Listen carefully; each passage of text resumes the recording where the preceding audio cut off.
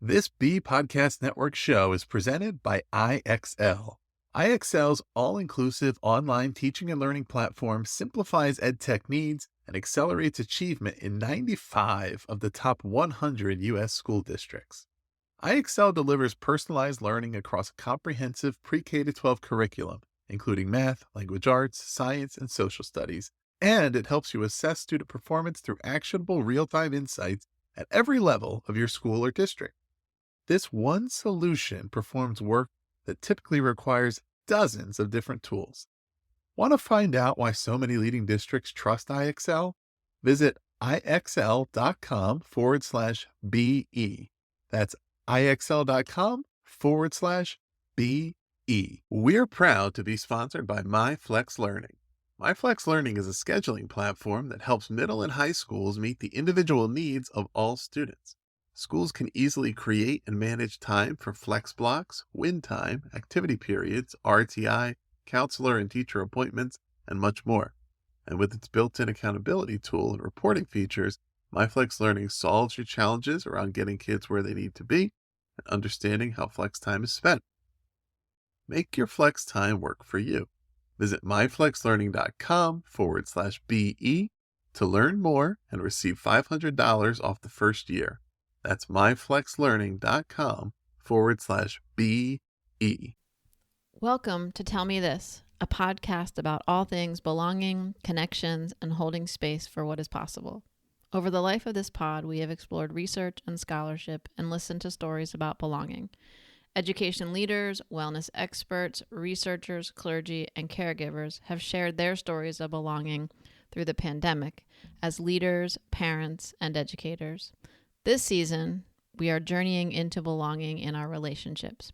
Join me, Dr. Carey Borkoski, and my co-host, Dr. Brianne Roos, as we bring our expertise and experience in higher education to explore and learn with our guests about how to design spaces of belonging and how individuals and organizations define and experience belonging. Over the past 3 seasons, we have interviewed leaders of higher education institutions, including Dr. Mamie Hostetter, the president of Relay University, and Christine Dercole, Peloton instructor. We've also had the pleasure of chatting with other thought leaders, including Dr. Kenita Williams, the COO of the Southern Education Foundation. We invite you to listen in on our journey into the complexities and curiosities of belonging. The galaxies we hear, the colors we've endeared. Slow down, I can see you're so sincere.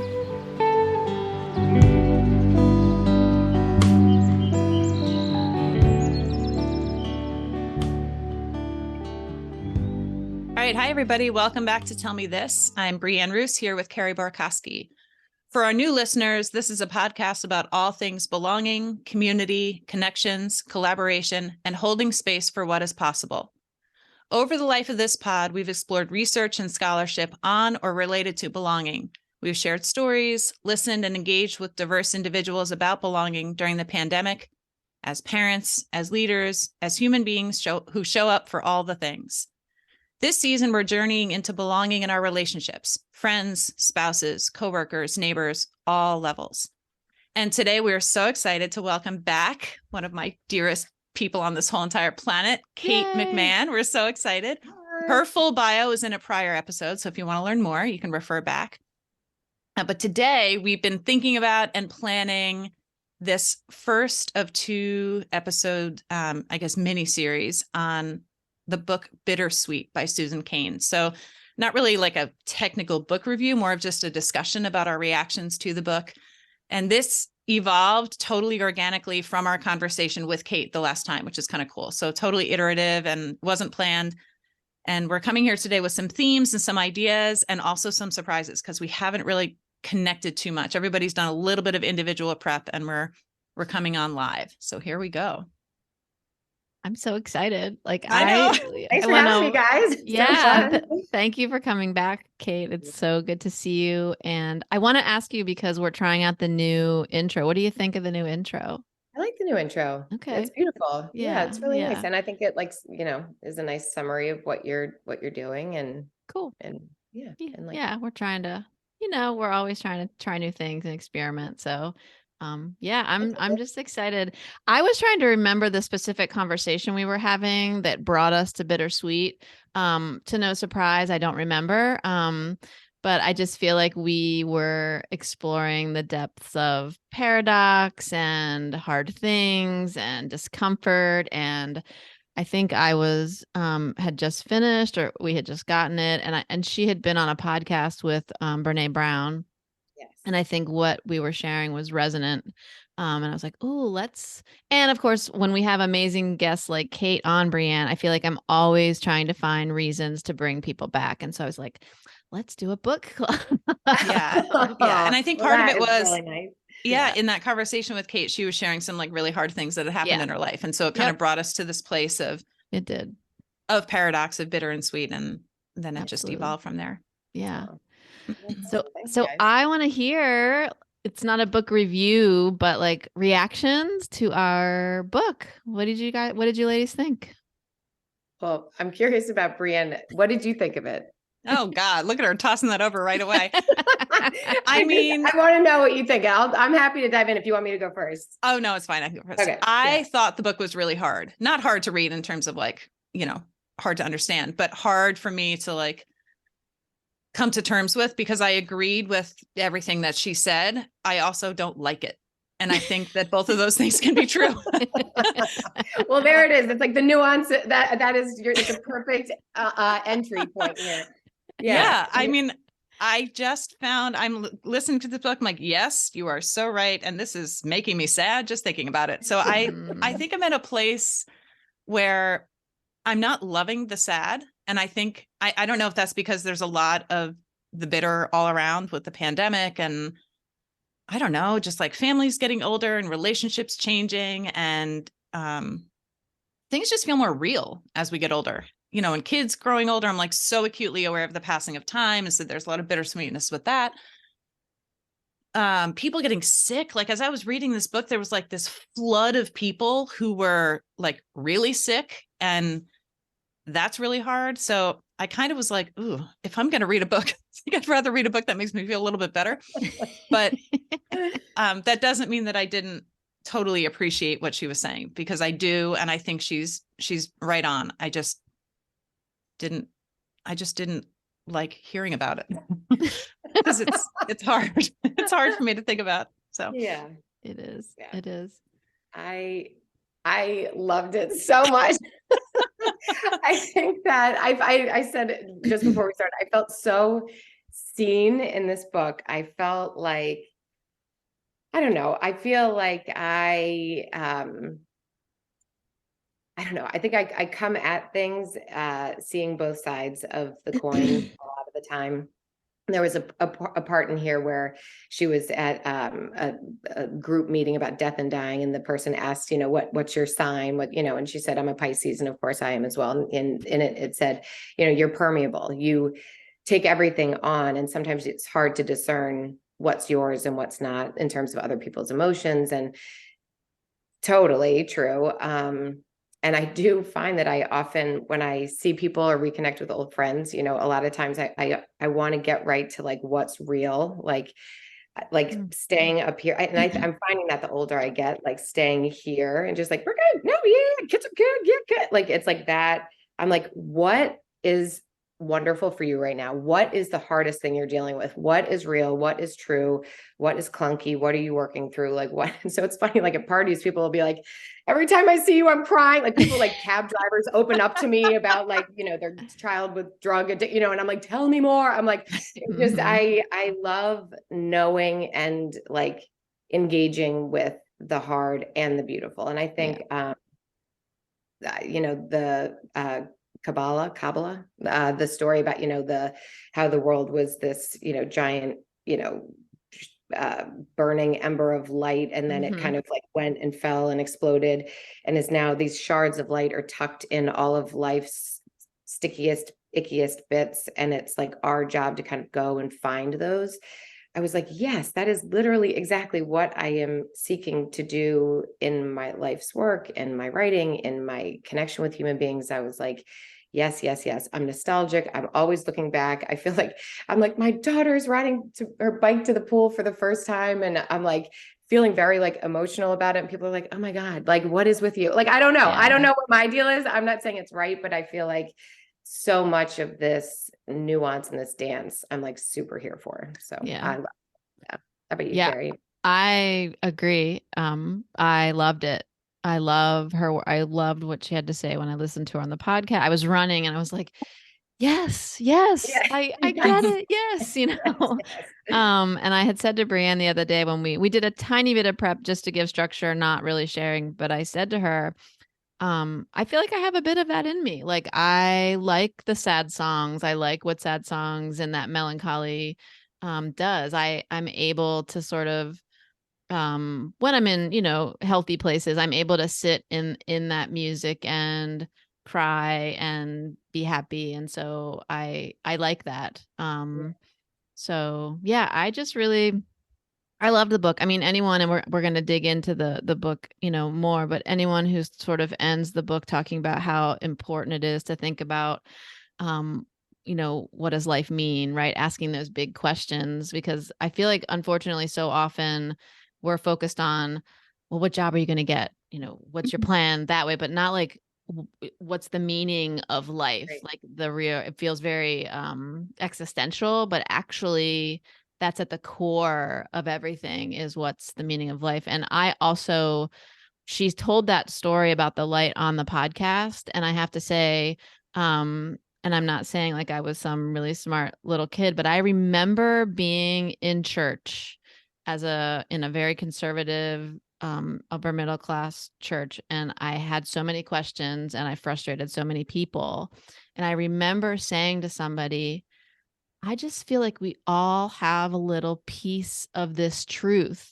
And like, we need to figure out how to like talk to each other. Like, I had Jewish friends, Catholic friends, you know, people who weren't. And I'm like, we all have a little bit of this. Why are we like fighting over who has the truth? Right. And so Yes. when she said that, I was like, oh, yes, that's the thing. So, so all of that's to say, I love this book. I have dog-eared the hell out of it, like trying to remember different spots of it.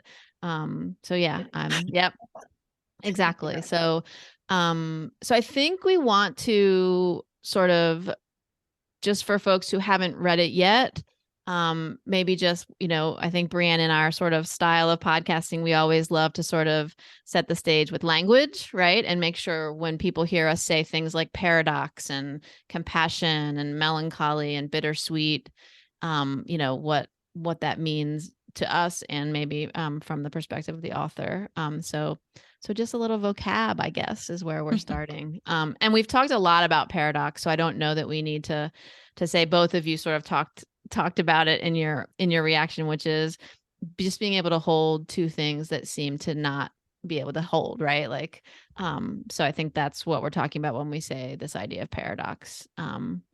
Brianne, what's your sense of the notion of bittersweet? I'm wondering what you sort of took from the book, like if we were going to give the audience just like a snippet of it.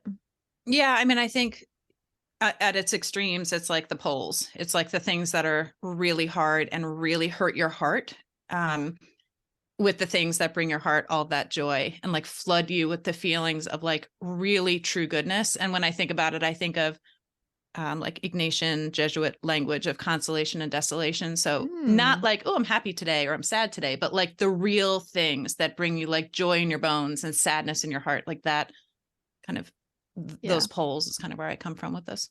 Yeah. Kate, anything to add to that notion?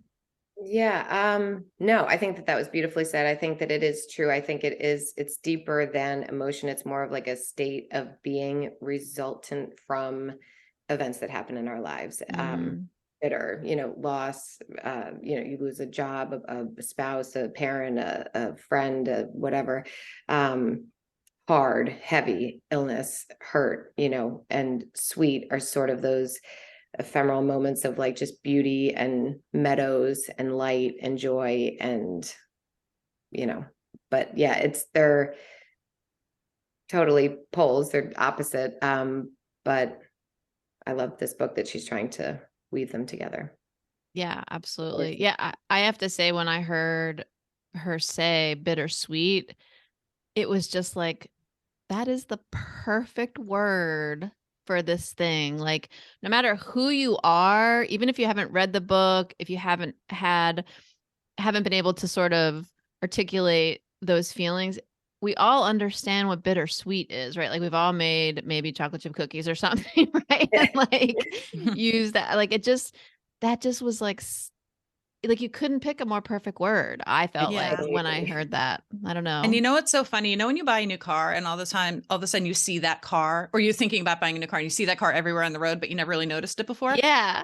I have heard the word bittersweet so many times in like real conversations Yeah. since we started this book with my Yeah. students, with colleagues. I mean, it's a word that it really is the perfect word. It's so resonant, and Yeah. it's like everybody can connect. You know, I just think it's the perfect word for this book. And, you know, as much as this book was hard for me to read, I really appreciated it because it came up all the time. Yeah. I mean, I brought it up all the time in conversation and in class. Yeah. I don't think, and it's interesting, at least from my perspective, I don't feel like it's often in at least the English language where there is a word that just brings everybody to a space. Cause like so often we're like, well, that could mean this. And for you, it could mean that. But like, it just grounds you immediately. So even before you start reading this book, you've felt that, you know what it feels like, you know what it tastes. So the power of that one word to just take us all in that space it's pretty remarkable, I think. Yeah. And it's two words. I mean, it's one word, but it's two words, Yeah, right? yeah, So it's yeah. not Right, even right, one right. word that Well, like, right, which is kind of neat to think Yeah, about. yeah, Like, yeah. is there one word that really captures Well, that's it? true.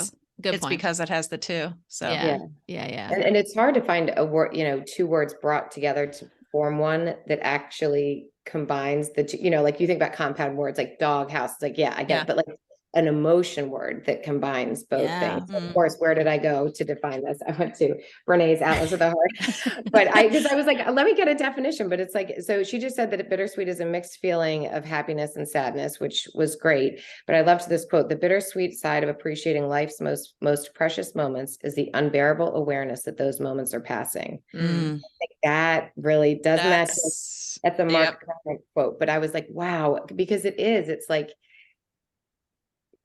we're so lucky that we are alive and able to experience these real beauty, you know, beautiful things in this realm. Yeah. But it can't stay. Yeah. And it's nothing is forever. Yeah. And I've had so many moments in my life where I'm like, I just want to stay right here. This is just heaven. And then it's like, of course you're catapulted out of it. Yeah. We can get further. Well, I love that you brought that book up, because what it also reminded me of is like, there's a really fine line between bittersweet and what Brene Brown calls foreboding joy. Right? Because I feel like both of those words are in the same place, and it's your posture or your mindset around that moment, right? And so I loved being introduced to bittersweet, because I think especially as a caregiver or parent or someone who's around young people, it's really easy to go to the foreboding joy and then lose the sweetness of the moment. So I kind of, as hard as bittersweet is, I find myself, I'd rather be there than in a place of foreboding joy.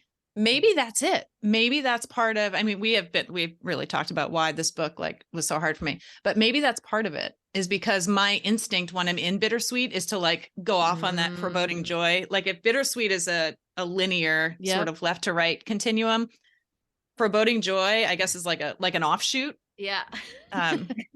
Which I very easily go to. Yeah. And maybe it's because that could be. That's interesting. All right. So any other words we feel like need to be, I mean, we're pretty good when we mention things to sort of give context. So I feel like we can maybe move forward. I want to know so there is in the book, and if you go to Susan Cain's website, if you don't have the book, the quiz is on her website as well. There's actually a bittersweet quiz. And so it was a brilliant idea from Brianne that we all take the quiz, and we have not shared our results with each other. And so we were going to share our results and just I don't know. I don't know what we're going to do with it. So I'm excited to hear what happens too, audience. So we'll see. So who's going to offer up their numbers first? I got a 6.4. Okay, good. Look at you. You were selling yourself short. I knew it. I'm a What are you? 7.7. Oh, I thought you'd be like 100. What were you? Well, I was Kate? 7.7. Okay. So for the audience, we should, right? So Yes. like the interpretation, I pulled it off the score. So if you're like between about it's a 0 and 3.8, you're cheerfully optimistic.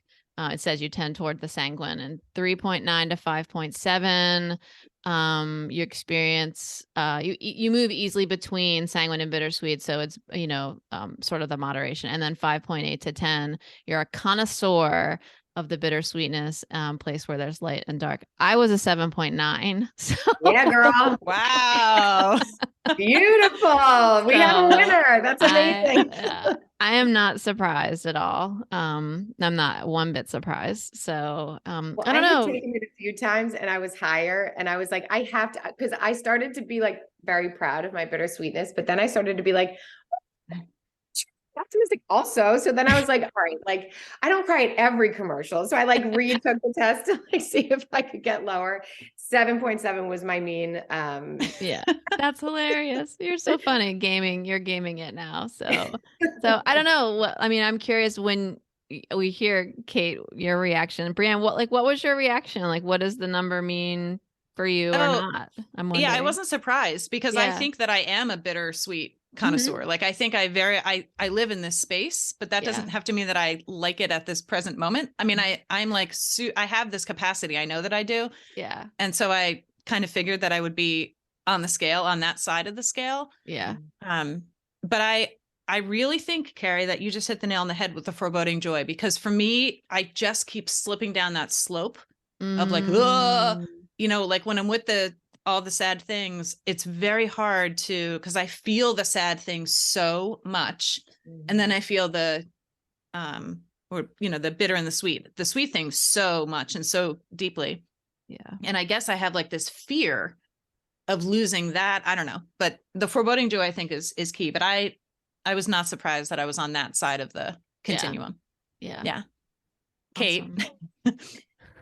Yeah, I mean, I that it made sense to me. I don't know. I feel like I'm a very like nostalgic person also. I'm always looking back. I get lost in my camera reel of years gone by of trips or little moments, dance parties in the kitchen, like little things that once were that are no longer. Like I feel like I like that is like my Monday through Friday and also Saturday and Sunday existence of I'm always like looking back. I feel like I enter transitions like, do I have to? Like every new step. Like I remember I had friends who were like, okay, like baby needs to start solids, 4 to 6 months, 4 months, let's go. And I was always like, and they're like, my baby needs to be walking. I'm like, I'll just carry her a little longer. Like, I feel like I'm always like just always going like, but that was so, like, I feel like I'm always that way. And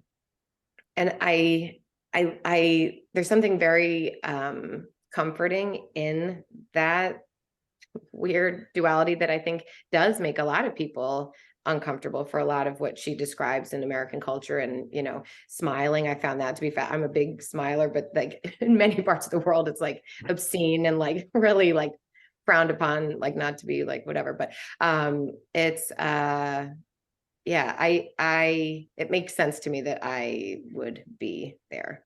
How about for you? Were you felt?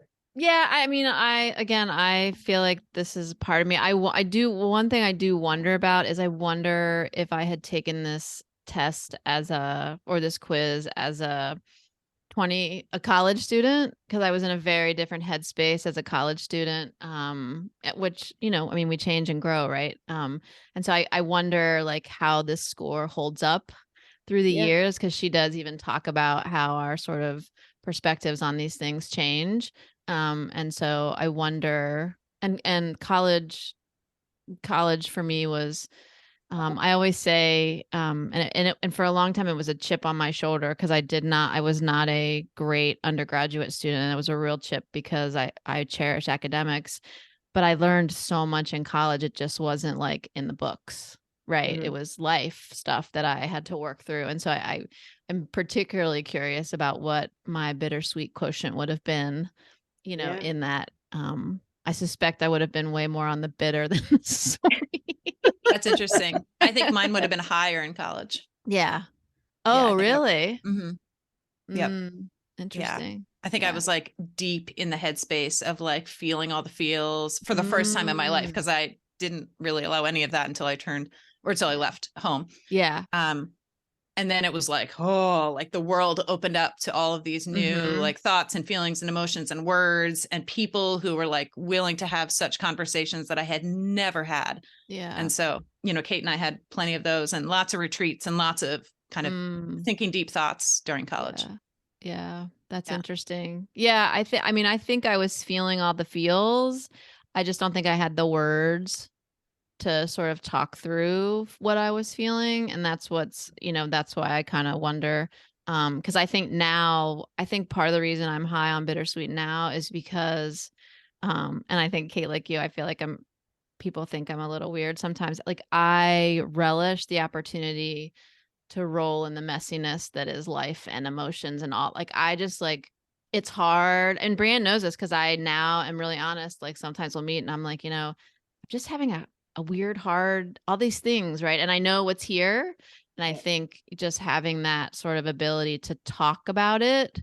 I'm often inviting discomfort into my life because I recognize that it's potential for great things to happen, right? But I was in a very different space as a younger person. So it's cool. It's interesting. Yeah. I think I would have been like more sanguine, like the cheerfully optimistic. I feel like in college I was so like joyful and flitty and like I think that's why I relished so much the like deep, quiet, hidden conversations that Brianne and I would have because I love to go there, but there was not, I feel like I was just like, like functioning up here, not not from a place of inauthenticity, but just like everything was so new and shiny and like joyful, like, and I think it's like, it is after hard things and some of the hard things that happened in college and later in life and whatever, like you start to kind of like weave those in as opposed to like being afraid of them, like I feel like everything was so great and I'm like, we're good. Oh my God. Yeah. Look, like everything was just like there. Yeah. Like from an authentic, genuine place. But I think, like the longer you live and like the more times you fall down and, scratch your knee and get back up, like some of that, like that hurt and the bleeding, like, it like brings in new growth and new awareness and depth, I think, which has been a welcomed process for me. Absolutely. So I think this would be a great segue. And, our wonderful audience who is listening, the idea is that we identified a few themes together and we're going to start there. This is going to be, as Brianne said, I think in the beginning, this is going to be a two-parter because there's just so much to unpack. And so I think, ladies, maybe we just start with a theme and see where it takes us and we can pick up, wherever we aren't able to cover today. Selfishly, I'd love to start with the creativity and sorrow, but I'm not wedded to that. I'm open if you ladies would go in a different. Okay, great. So, as you can imagine, Susan Cain talks a lot. I feel like she talks a lot. This is my interpretation about creativity and sorrow because she talks so much about the influence and contribution of and impact of music on her life and even some of the examples that she uses around sort of violin music and funeral music. And she talks about how she was listening to funeral music and her roommate in college was like, what is this? Right. So it seems apropos to me that she talks often about creativity in different settings. And there's so much in this book that I think we could quote. So I offer, just to get the conversation started, something that really jumped out at me was this idea that she suggests that there is a myth around this net that the narrative is a straight and a finite line. And so just to unpack that a little bit for the audience, she talks about how we may recognize that there are, and Kate, you've been so vulnerable and honest, and Brianne, you've shared, we've shared moments in our lives where we've had highs and lows, and too often the myth is you have a high, you have a low, then you go from a low, then you go from a high.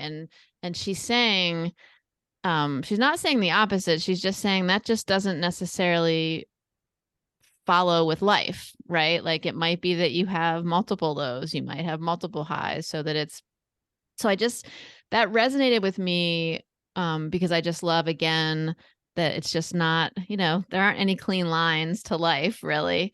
And I also love, because, and Brianne's going to laugh at me, I adore the Indigo Girls. And I love them too. okay. And I actually just saw them last summer in a like super small venue. I was like, my hand could touch Emily's head, but I did not, because that would be weird. But that's how close I was to them. And in one of probably their most famous songs, they talk about the crooked lines. Right. And so again, this goes back to Kate, your point about the light, right? Everybody's holding a little bit of peace. So I feel like people in very different spaces talking about the same thing. And so, yeah, so I want to hold space for Kate and Brianne to share, but that just really resonated with me. I just love that idea. Yeah, I think it's awesome too. I think I love the part where she talks about making your pain your gift. Like that. Whatever pain you can't get rid of, make it your creative offering. And I just thought that was so awesome and beautiful, and it's so interesting. So I love to write, and I just blog, life, whatever. But it's funny, my uncle was really kind, and I adore him, and he was like, you really have a gift. And I was like, gosh. And I got to a place where I was kind of like, because I'm writing about myself and my life and my ups, my downs, my true authentic experiences, I kind of was like, is this really like self like aggrandizing? Am I like just pouring myself out? Like, who really even cares anyway? Like, this is so, I don't know. I started to get kind of like a little bit more shielded to my sharing. And he is a beautiful painter and artist. And he was like, I remember struggling with that myself. But he said, I view it as a gift from God. And if I take myself out of the equation and just allow that gift to flow through me, like it's not about me or because of me, but I allow that to, flow through me. He's like, I would encourage you to do the same, to not, be the gatekeeper of a gift that's within you, and to share it with the world. And I thought, God, that's so beautiful and so true. We can be so self-limiting sometimes, and with ego, or am I good enough, or all of this heady stuff. But I thought that was really neat too, to think about what hurts you, or what calls you to action. I remember on like job quizzes, like, the Venn diagram of like what you're good at, and what, how you can make money, and blah, blah, blah. But it's like, what hurts you? Like, what do you feel will get you out of bed every morning with joy and gusto to go serve and help? And I feel happy that in so many different things that I've done in life, a lot of, if not knowing that, but looking back, reflecting and realizing that a lot of that was born from a hurt, so it's, again, it's like that taking that dark, but making it light, that I love.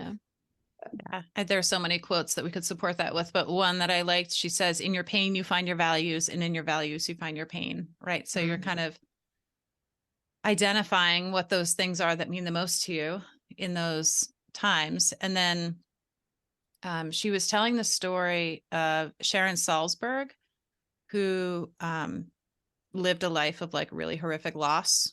I mean, sort of unthinkable losses when she was a child. And then in college was taking an Asian philosophy course. And she said, this is a quote, she learned that everyone faces the pain of separation, that no one is spared, that the real question is how to respond to that unchanging truth. So she was kind of like, oh, I'm not the only one. She's feeling horribly isolated as a child because everybody else seemed to have, a more solid support system, kind of picture perfect.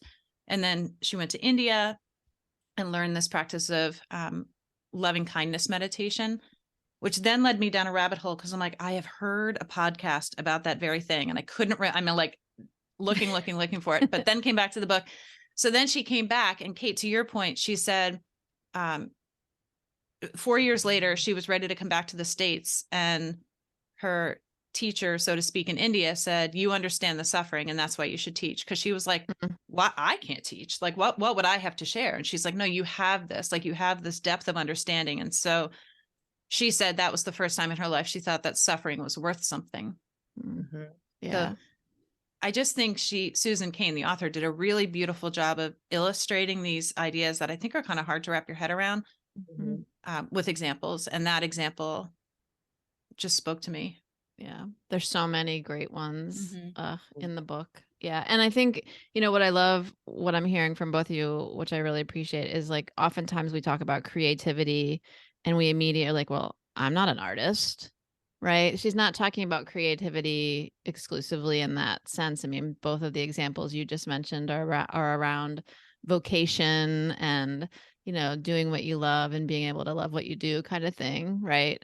I also think, you know, Kate, it made me think there's a great section in the book. It's at the end, page 227, if anybody's interested. But they talk about the doctor, the doctor who was a cancer doctor, Breitbart. Do you remember this? And he was working with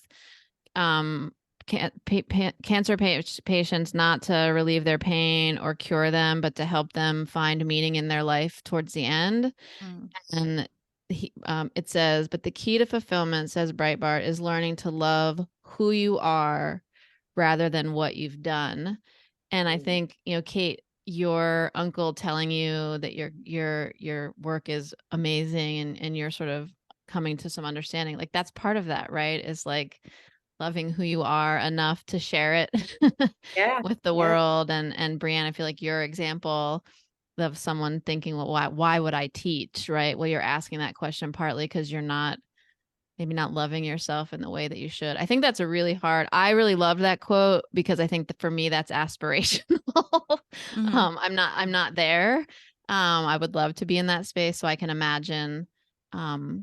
Yeah, I can just imagine that's part of it. I will say, not to take up too much space, but I will say that I think the creativity and sorrow for me, you know, it's not lost on me that this podcast grew out of, and I may tear up because I just do when I talk about my grandmother.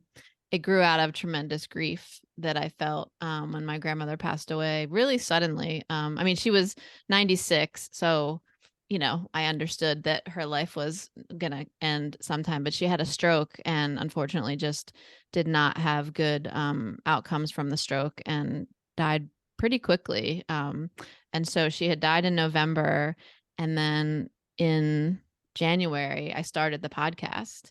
And it was one of those things that I really wanted to podcast. I think I probably had said to Brianne, I have this dream that I'd love to podcast. And it was in the sort of reflection of who my grandmother meant to me, how much she meant to me, what she did. And I was like, what the hell are you waiting for, Carey? And I just committed to like, I'm going to do, you know, one episode. And then one episode became 2 episodes. And by the time I got to spring, I was like, holy crap, I just did 8 episodes of a podcast. I'm doing this thing. And then 4 years later, not only am I doing this thing, but I was just sharing in a workshop the other night that I'm so fortunate that like Brianne and I have figured out how to do a podcast and do research and integrate. So I feel like for me, this resonated because I totally get it. Like it for me, I'm not an artist, but like I feel like this podcast is like my and our Brianne like creative outlet. And so I think the thing that like the bittersweet piece for me that hurts my heart is that my grandmother would love hearing this, and I wish she was here to hear it. Because she had heard me on a podcast, And she told my mom, and I don't mean this in an arrogant way, but she told my mom, she said, Kathy, I knew she was going to do something big. Aw. She's just like, I That's so used to cute. tell your father, my Oh. grandfather, there's just something about her. She's going to do a lot of things. So Aw. like, So nice. I just think it would have been fun to interview her, like have her come on the podcast. But anyway, but that's the bittersweet, right? Like the tears to the laughter. Like that's, for me, that's the sweet spot of this book. And so yeah, so I'm grateful.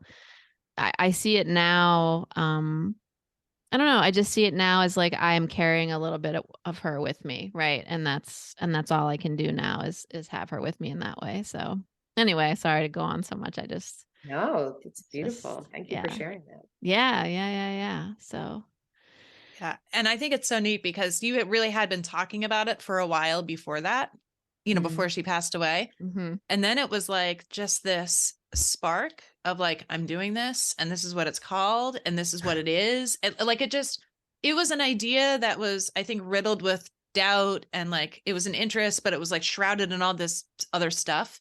Mm. And then there was a clarity and like an openness to the call or to whatever it was that pushed. And then it just happened. And so it's kind of a beautiful reminder of like, maybe just listen a little more closely to that, to the, it is like the inside. It is crazy, isn't it? How these things happen. And I have to say, like, the memories that I've shared of my grandmother, like my friends growing up basically had like an extra grandmother, right? She was that kind of person. So I kind of feel like in a lot of ways, this podcast is like us inviting all these conversations is exactly how my grandmother showed up in the world. And so, yeah, it's cool.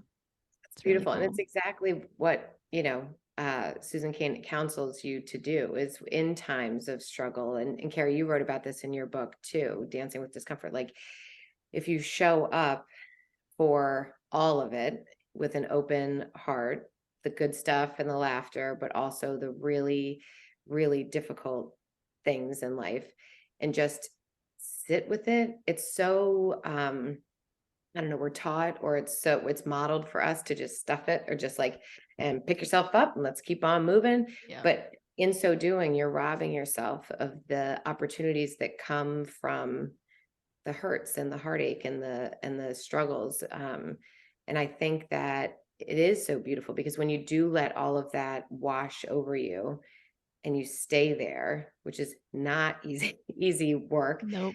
stay and you stay and you see everyone moving on and but if you're not ready, you stay and you really let all of the hurts find their way into every nook and cranny. When it's done, it's never over, but when it's time to stand. And I think that the people who can listen most closely to that are the ones who often then do go on to do something beautiful with that hurt. Like there's post-traumatic growth, and all of those, the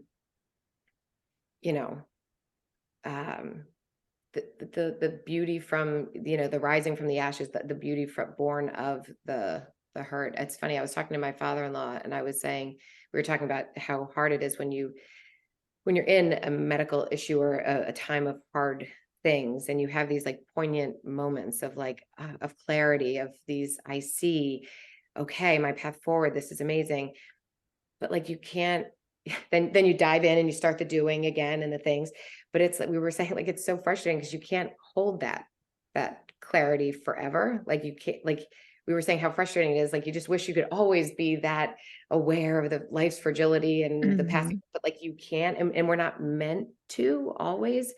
But I think that it's like in those quiet moments, but the big ones too, where if you can just allow it all in, it would hurt. I mean, it would hurt too much to hold yeah, the fragility of life yeah, that long, right? I mean, I yeah. feel like I don't know. I'm not a trauma specialist, but I have a sense that like you're like living a trauma of some sort if you're able to hold it for too long. I love how you articulated that, Kate, this idea of clarity, because I think you're right. Like we have, and Brianne, you were alluding to it, like we have these moments in the hard moments of clarity, I can share just super briefly. Susan and I lost our first child. He was born too early and didn't survive, but for 3 days. And I remember like it was yesterday, sitting in the waiting room with Susan after getting the news and turning to her, and I have no idea why, turning to her and saying, we are not going to let this break us apart. And I don't know why I said it. I don't know how there was no reason for me to think either way, right? Like I'm in this moment of grief and we committed in that moment, in that hospital, in that space, that this was going to be hard as shit and it wasn't going to break us apart. And it was hard. Like we had to do all the things, but it's like that moment of clarity. I didn't know how to articulate what that was, Kate. So I appreciate you bringing that language. Oh, it's amazing. I'm so glad that you shared that, because I literally dog-eared that exact story and page, because I thought that was so beautiful. But I think that the cool thing is that the quote that you started that chapter with by Martha Beck, it says, what happens when we're willing to feel bad is that sure enough, we often feel bad, but without the stress of futile avoidance.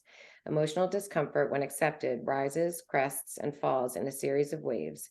Each wave washes parts of us away and deposits treasures we never imagined. And it's true. It is true. And you can't sometimes see the treasures until the wave has gone out, back to sea, the tide has gone away and you see what's left. But you can't, when it's washing over you, you're just underwater and holding on to those you hold most closely. Yeah. And then, but always the wave will recede, but it's having like trust and faith in that. Because sometimes when you're underwater, you're like, and this is the end, we are like, we're gonna blow, this is not, but it is true. For sure. Yeah, I've been thinking about my book, and I know Brianne and I have been talking about one thing about writing a book, and I'm sure you see this, Kate, in the writing. Well, any of us who do writing, we reflect on, right? And we think, oh, if I wrote that now, that it might show up differently. And I've been thinking a lot about this idea of dancing with discomfort, and I've been toying with what is the dance of discomfort. And so I've been thinking about dancing in discomfort because you're experiencing it. Dancing with discomfort is sort of a companion. You're starting to build a relationship with it. Dancing through, right? You're making progress. But what I added to it, because I just read this great article, is dancing towards discomfort. Well, because there's some great research, and I don't want to geek out on research, but there's great research, and to the conversation we're having, that what would happen if we as a system thought about discomfort as a metric for growth? Let's stop talking about test scores and this and that, and so the research, and I'm not going to go into it, but the research, essentially, they do an experiment where they change the set of instructions they give somebody to focus on building this skill to focusing on feeling discomfort during this practice. And what they found is that the people that they instructed to search for discomfort and feel the discomfort in their practice and learning a new skill is they were willing to stay in the skill longer. Love that. And so, right? So like if we just change what we think discomfort is, and if we recognize that there's creativity, all the things that we're talking about here, right? So anyway, I've been thinking about like a dance of discomfort sort of like framework and like all the things in it, but beautiful. So, yeah. Well, it kind of reminds me of, oh God, I'm going to get this wrong, but like, do you remember from learning theory, it was like mixed practice and varied practice and things like that. And I was just sharing this with my students the other day before an exam that had some anatomy on it. And I said, I know the comfortable thing to do and the thing that makes you feel really good is to go through the flashcards that in particular sets. And that's fine. And that's a good way to start. However, I'm going to model something. So then we studied kind of out loud, and I was like, and this reminds me of that, which reminds me of this, which reminds me of that. And we kind of moved all through various anatomical systems, and their eyes were wide and they didn't know what to write because it wasn't linear. And they were kind of like, oh God, this is so not helpful. And I said, I can see it and I can feel the discomfort in this room. Let me tell you why we're doing this, because we know that when you stretch, that's where the growth is. And, you know, it kind of just reminds me of what you're sharing here, but yeah, that's in a different awesome. way. I mean, Yeah. your students might not have appreciated it in that moment because they are reacting to discomfort in the very way that we all normally, not, I don't like to use the word normally, that typically we do, right? The sort of familiar, but there's going to be a time in that student's life where they're gonna be like, oh, Dr. Roos was so right. Like, I'm so great. I am 100%. That's like a gift, I think, that you gave to, Yeah, we'll to see. Totally. I think so. Yeah. I mean, seriously, because you're exactly right. Like the easy thing and the comfortable thing is to study the way we do so that we think we understand this, right? And I think that's actually the challenge, is that as soon as you present it in a different way and they don't understand it, well, did you really learn it, right? Like in your bones. Right. Yeah, it's So impactful. It's like, I feel like, yes, they could go through and in, outline form, be taking their notes, this falls under this, umbrella in this category. But when you make it that web, it kind of like, that's related ancillarily, and how did that even get there? But it's like when you knock somebody back on their heels a bit, like that is a moment where you take pause. And I love that nobody wrote, because things were simmering and integrating and all the things. But that they'll, like, just like Carey said, like they'll remember that so much more than like just getting through, okay, 3A is the, like that. yep. They will remember that moment, and hopefully maybe to then apply it to other, facets of their life. But good job. Yeah, I mean, I think what I was like, okay, so what are the implications for what Brianne did with her students on what we're talking about? And what came up for me is that, like, to me, it's just doubling down on bittersweet takes practice. And bittersweet, in life, fortunately for everybody, it shows up in all different kinds of ways. So you can't learn it one way and think that you've tackled this thing. And so I think, the way that you're approaching your students in the class is also great preparation for thinking about how to, effectively sort of be in bittersweet, because it's you've just got to wrestle with it, and you get better at the wrestling. It's not that you cry less or you laugh more. It's just you get better at doing the thing that you need to do when bittersweet comes upon you, right? Yeah. And I think you find people who are helpful to support you through those things. Yes. And it's different people for different concerns, because the anatomy study buddy is different than the person who's going to help you through something that's hurting your heart.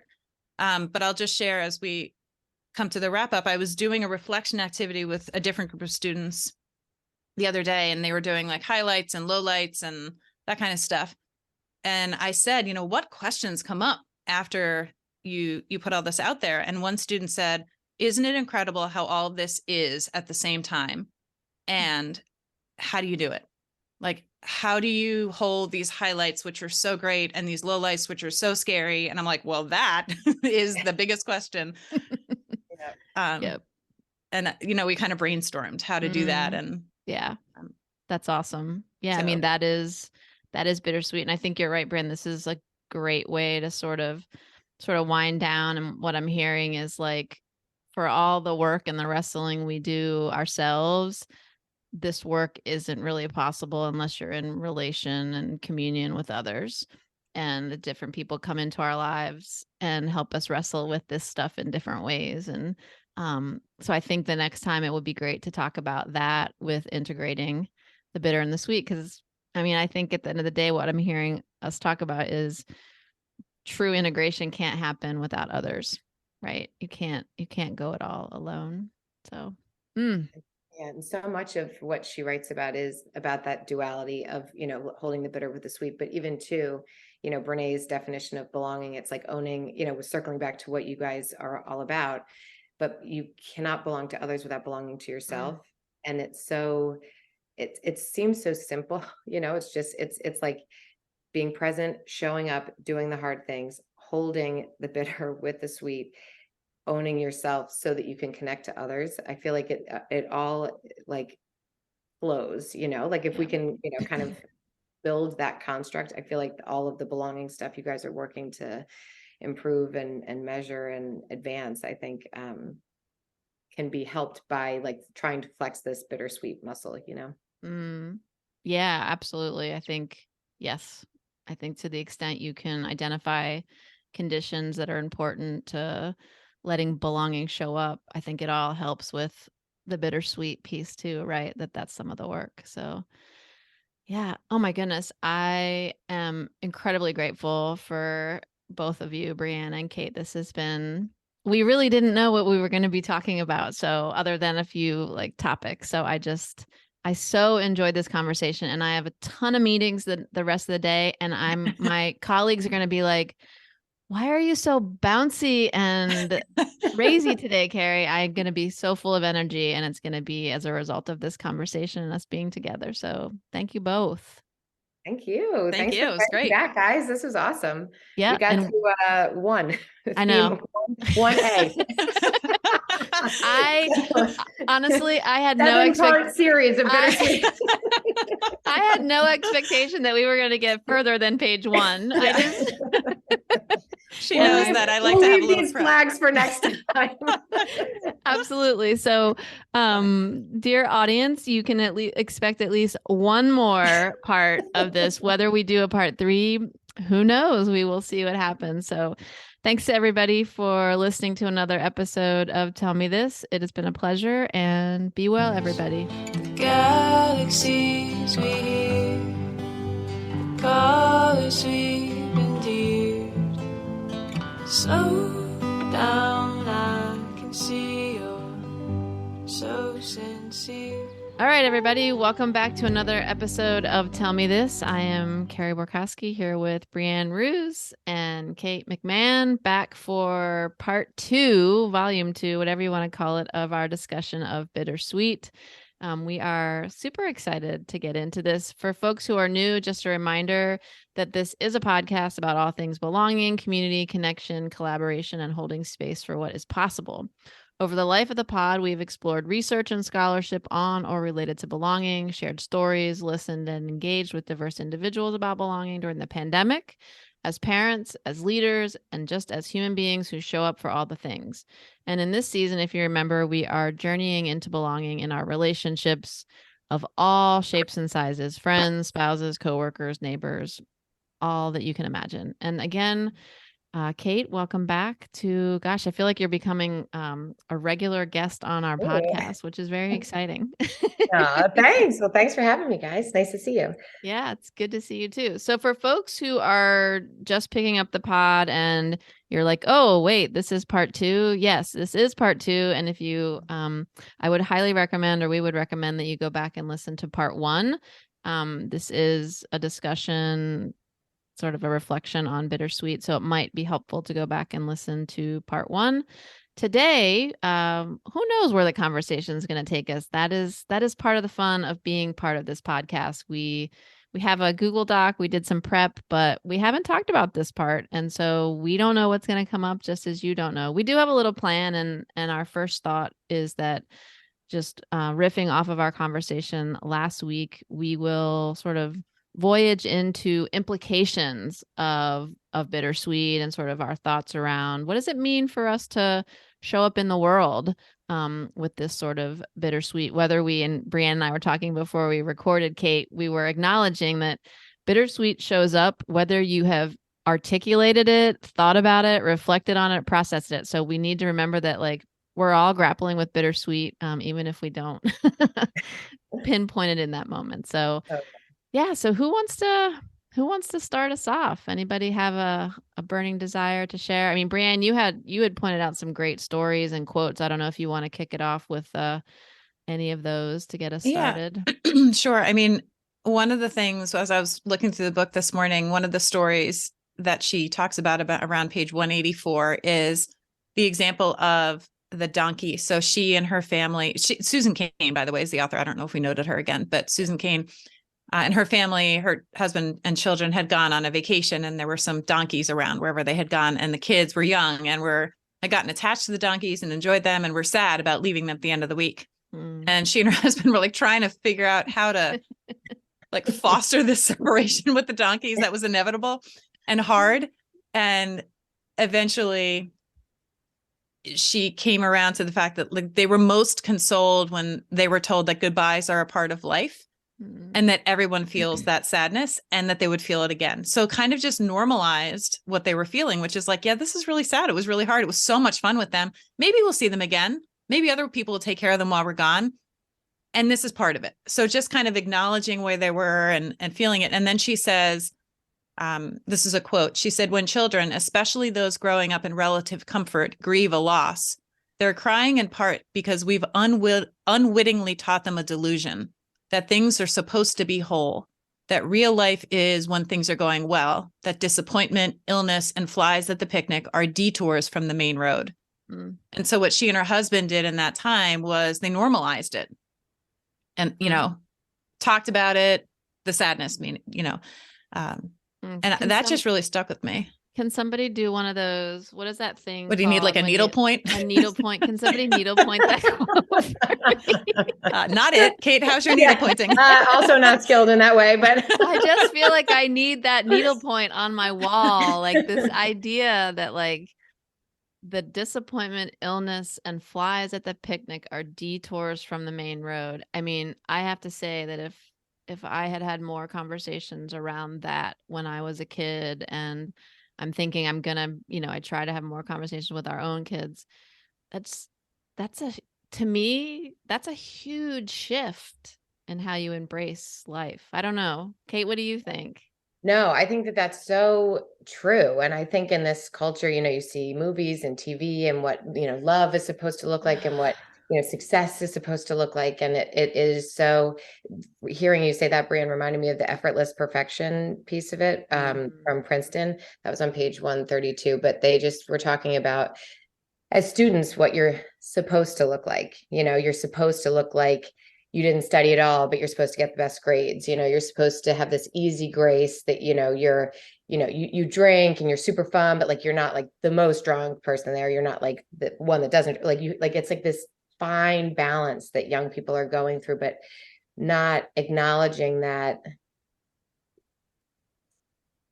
doesn't have to be like that. You're not alone in your sad thoughts. You're not alone in your joy. You're not alone, and normalizing that, like she did with the donkeys for her kids, and just saying like, and the sooner you can have these conversations in preparation for these Princeton students, starting in our own homes with our own selves, just kind of gifting kids with the opportunity for awareness of those hurts. I think the easy fix is to try to put a Band-Aid on and say like, it's okay, we're good. Let's just keep going. Everything's going to be okay. There's going to be a happy ending, no problem, but instead of really doing the hard thing, which is like sitting with the hard feels and acknowledging them and seeing, that's what we all want, right? Is to see and be seen. And I think starting from a young, the sooner you can do that with your own kids or with kids in general, I think is a good thing.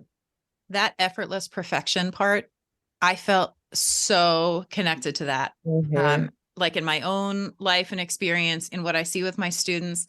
And Carey, it reminded me of the episode that we did on friendship, when we talked about the work of friendship, and friendship on the outside looks like it's so easy. And because when you're with your best people, two of whom are on the screen right now, which is like amazing, from the outside looking in, it just looks like it's so effortless, but really there's work in a good way, right? Because we have to intentionally connect and all those sorts of things.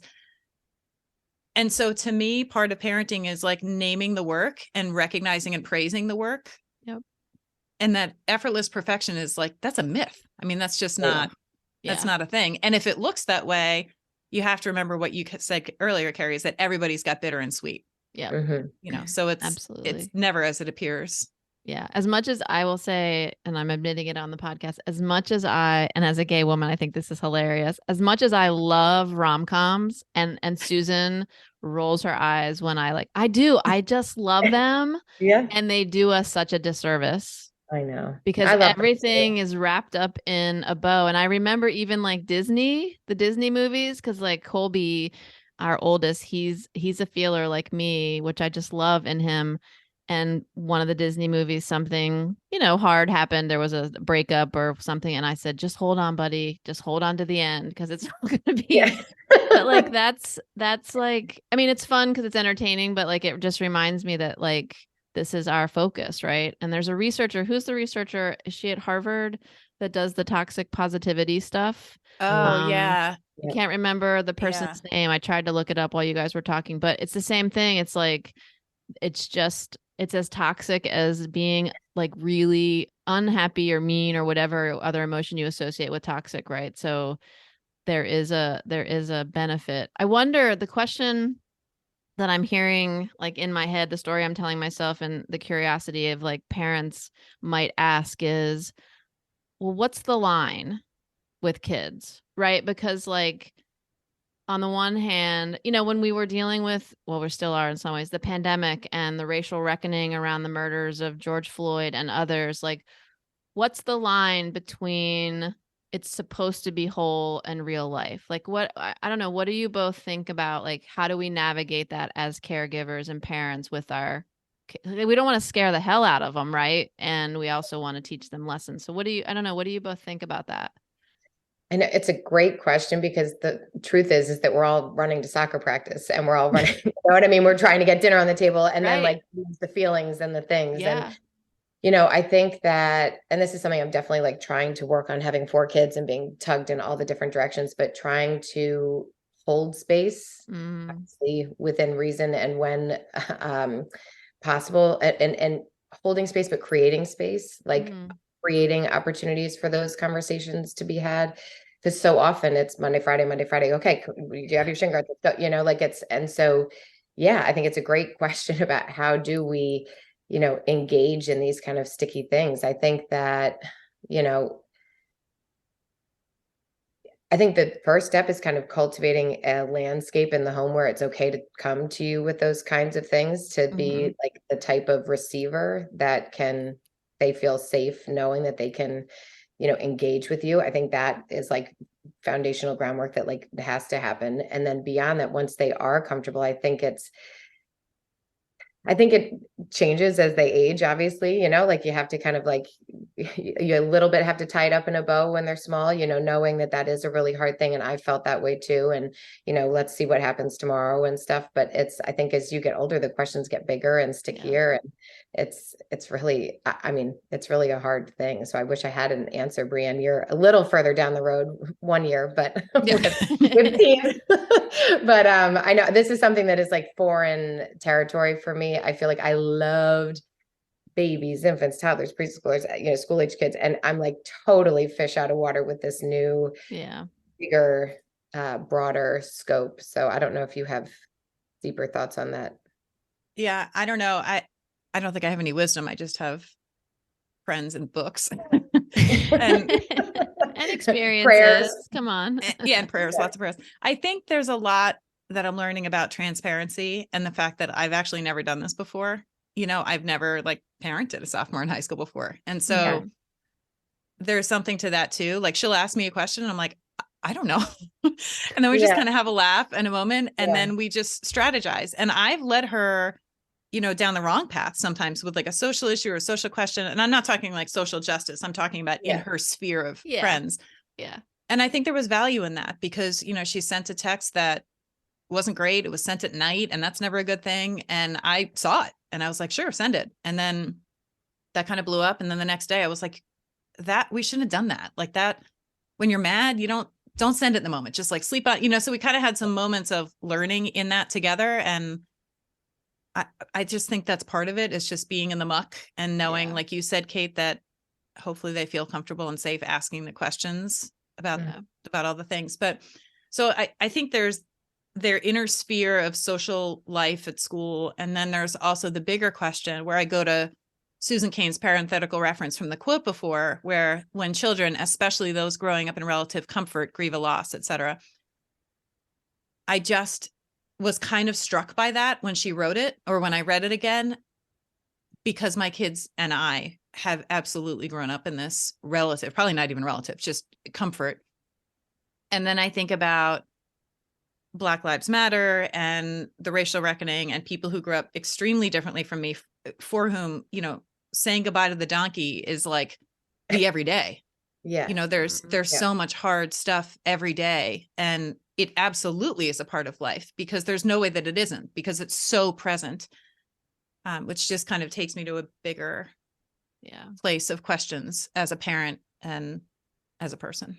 Yeah. I think I that love, that's oh, go go ahead. ahead. No, No, I was go just go going to go. say, I love what I'm hearing from both of you is, and you said the word, Brianne, transparency, right? There's an honesty and an authenticity and it's okay for us as parents and caregivers and individuals who are with young people a lot, right? Just to say, I don't know.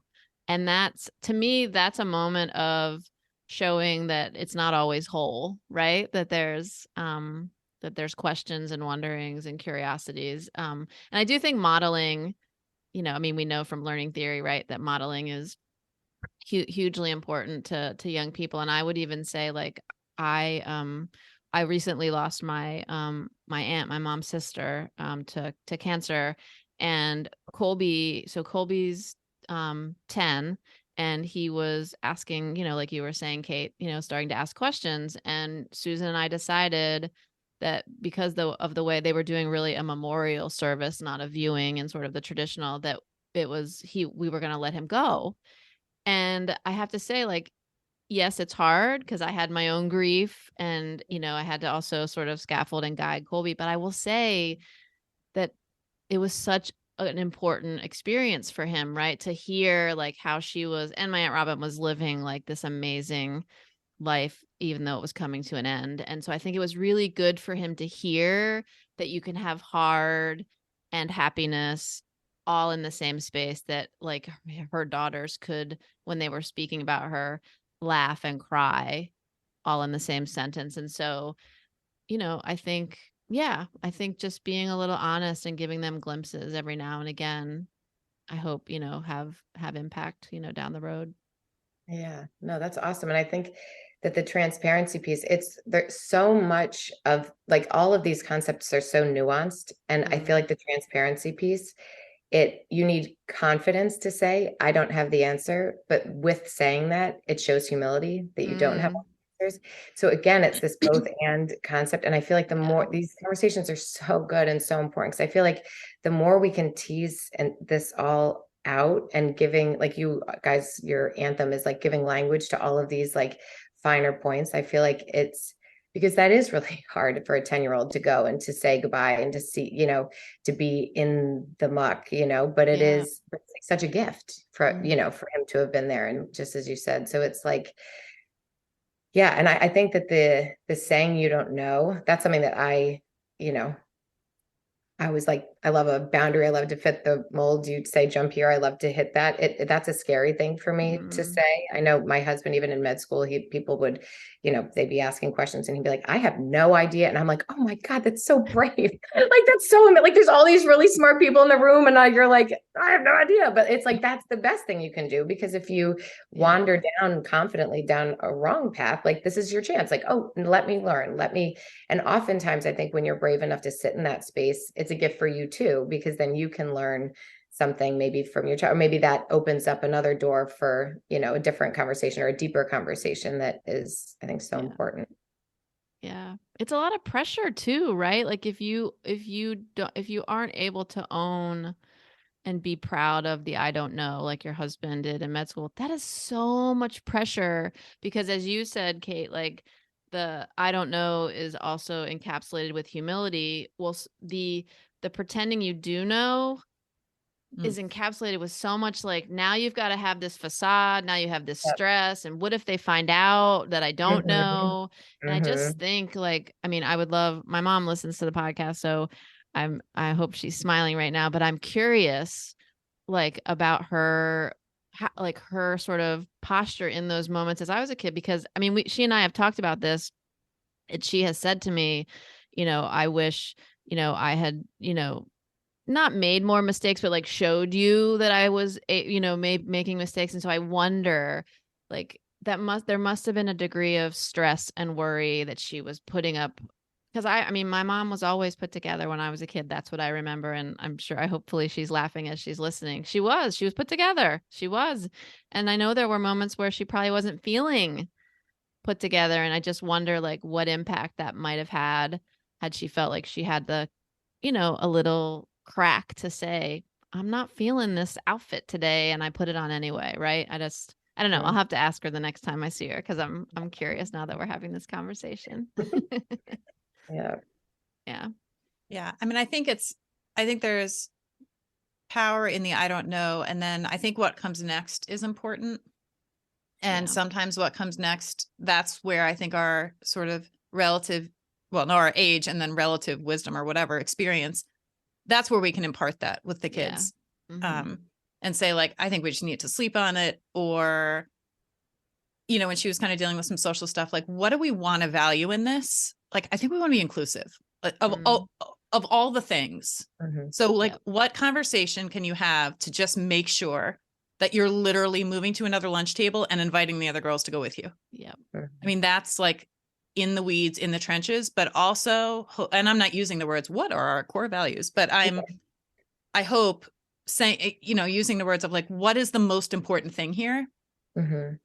That you're inclusive and that you can start to branch out and make new friends and not burn the old ones, you know, and like Yeah. navigate it. And it's so hard. Like, it's so easy to just sit here with a mic and talk about it, but the actual doing of that is Mhm. really hard. So I think if we can say, I don't know, and then move on to like, hold on to those values that we have and find a way to enact them. Yeah. Yeah, I think and I think the conversations are important, but it's also what they see, like you were saying, Carrie, about seeing your mom and modeling falling apart. Because sometimes it's like, I've like with the pandemic, there have been moments and like weird situations, but like I've like cried and I'm like, oh my God, I'm like, these kids are going to think I am a nut. Like I am. But then looking back, I'm like, but that is human and that was real in that moment. And that, for as, like sometimes when you look back, you're like, oh my God, what am I doing? What kind of model am I being? I think that there's, space and allowance for some of those crumbly bits, because like you said, having, your model being kind of very together and on the ball and, having all, and I think about that about myself sometimes too. I was not a kid who, was like sneaking out of the house. I was not the kid who's like, and I have friends and peers who are like, oh, I got my kid's number. I know, I can see that. I can, but I'm like, I don't know that. Like, I don't know, And so it's like, so I think sometimes like, I know my daughter has said like, like, kind of with an eye roll, like, it's a distancer to have everything all together. So I think when you do allow for those, like, kind of frayed edges, and kind of, imperfections, I think that, it is a gift in the crumbly bits. Yeah. Well, I think what I'm hearing also, what feels inherent to what we're talking about is we as parents shouldn't be expected to and can't expect ourselves to be able to do all of this on our own. Right. So inherent in that I don't know is the gift of this is a collaborative process of raising human beings.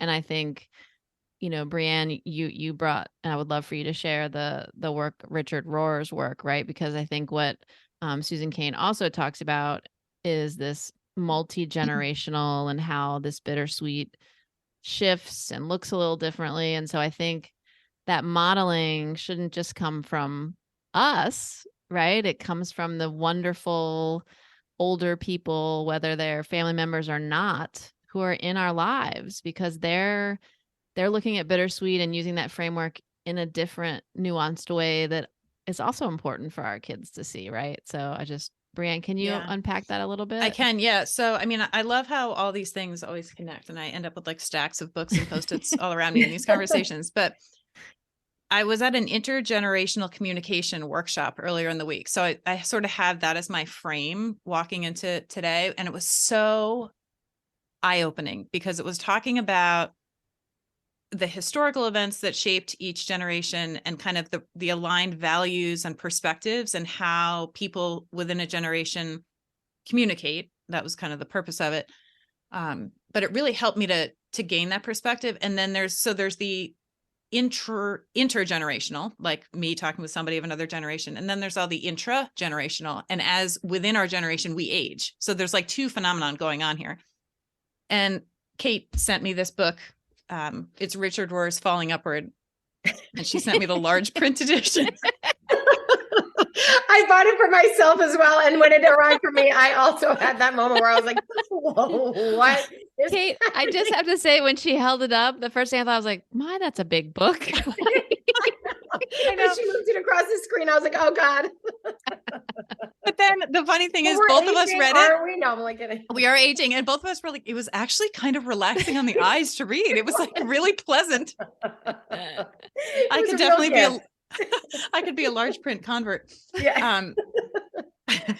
But as I was reading Susan Cain, kind of just getting back into it a little bit this morning, she was talking about Atul Gawande's work and his book, Becoming Mortal, being mortal, which is so good. Yeah, I mean, so just good. so good. And talking about really death and dying from what it looks like for families and people and cultures, et cetera, which then made me think about Richard Rohr's Falling Upward, because he talks about like the spirituality of the first half of life and the second half of life.